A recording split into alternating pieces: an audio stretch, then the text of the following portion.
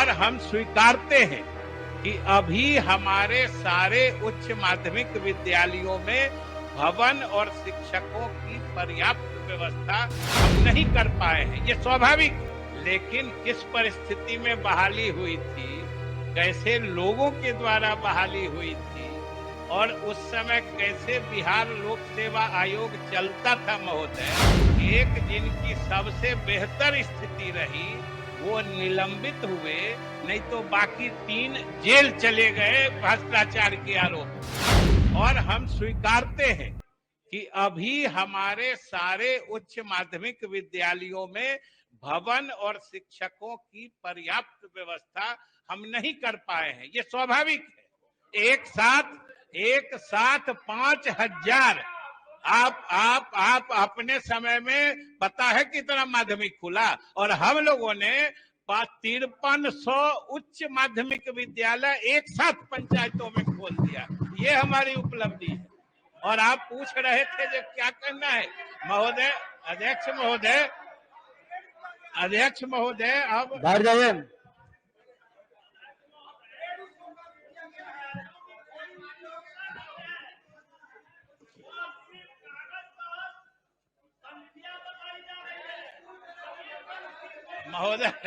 महोदय अभी जो कह रहे थे ललित जी, पूछ रहे थे कि आपके समय में क्या हुआ है, तो हम इनको बता देते हैं, खाली धीरज से सुनिएगा। जो आपके समय में क्या था और हमारे समय में क्या हो गया, नीति आयोग पर भी बोलेंगे। आप धैर्य से रखिए, बोल के उधर मत घूमिए, आप इधर देखिए, धैर्य से रहिए, उस पर भी बोलेंगे। महोदय प्राइमरी विद्यालयों की संख्या ललित जी आपके समय में मात्र 37,000 थी, जो हमारे समय में बढ़कर 40,000 से भी अधिक हो गई, ये हम आपको बताना चाहते हैं। महोदय अब मध्य विद्यालय का सुनिए।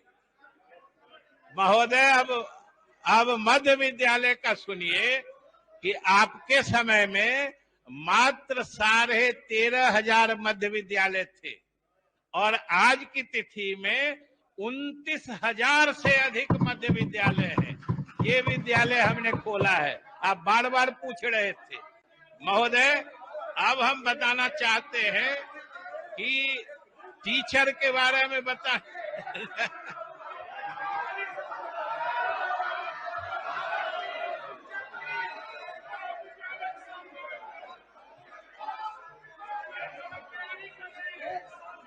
आगे बढ़िए ना।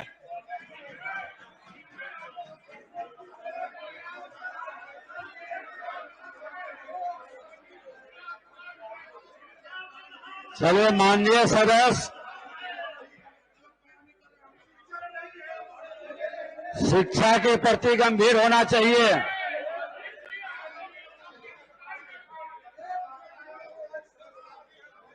गंभीरता से सुननी चाहिए।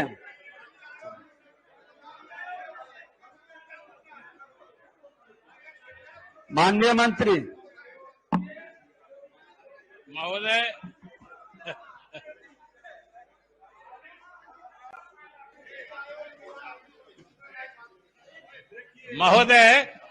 महोदय एक चीज इनको जाते जाते हम सुना देना चाहते हैं कि उन्होंने कहा कि इनके समय में स्कूलों में बहाली, शिक्षकों की बहाली बिहार लोक सेवा आयोग के द्वारा की गई थी।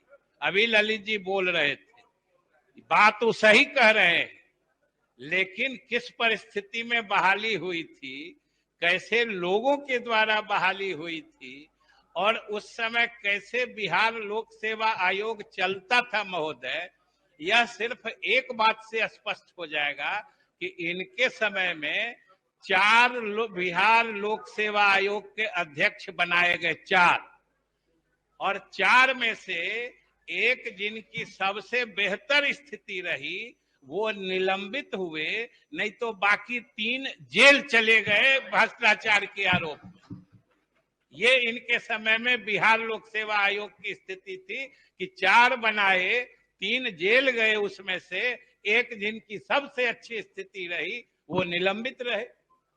और उसी आयोग के द्वारा शिक्षकों की बहाली करके ये अपनी पीठ थपथपा रहे थे महोदय।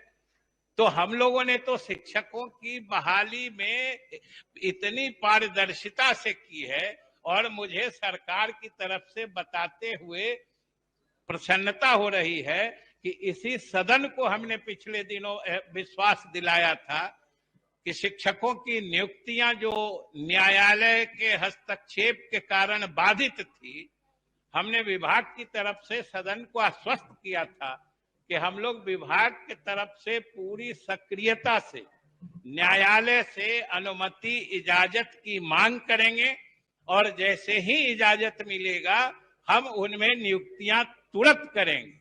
और आज मुझे खुशी है महोदय कि हम लोगों ने सक्रिय होकर बार बार उल्लेख करके माननीय उच्च न्यायालय से नियुक्तियों की इजाजत पा ली है, और हम नियुक्ति प्रक्रिया को तेज गति से आगे बढ़ा रहे हैं। 90,000 और 30,000 लगभग 1.25 लाख शिक्षकों की नियुक्ति की प्रक्रिया चल रही है, जिसमें से लगभग 40,000 की पूरी हो चुकी है। महोदय, पंचायत चुनावों के कारण हम फिर थोड़ा अटक से गए। हालांकि इस चुनाव में भी महोदय हमने राज्य चुनाव आयोग से इजाजत मांगी थी कि आप हमें इजाजत दीजिए, हम इस हालत में भी जो नियुक्ति की प्रक्रिया है उसको आगे बढ़ाना चाहते हैं, क्योंकि हम लोगों ने ऐसी त्रुटि रहित नियुक्ति की प्रक्रिया बनाई है कि कोई चाह के भी उसमें हेरा फेरी नहीं कर सकता है।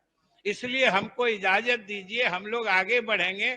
हमारे विद्यालय शिक्षकों के बिना सफर कर रहे हैं, पढ़ाई बाधित हो रही है, लेकिन चुनाव आयोग ने कहा कि महीने 2 महीने की बात है, रुक जाइए।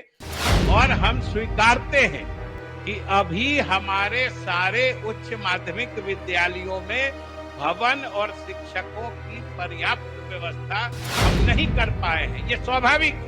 लेकिन किस परिस्थिति में बहाली हुई थी, कैसे लोगों के द्वारा बहाली हुई थी, और उस समय कैसे बिहार लोक सेवा आयोग चलता था महोदय, एक जिनकी सबसे बेहतर स्थिति रही वो निलंबित हुए, नहीं तो बाकी 3 जेल चले गए भ्रष्टाचार के आरोप।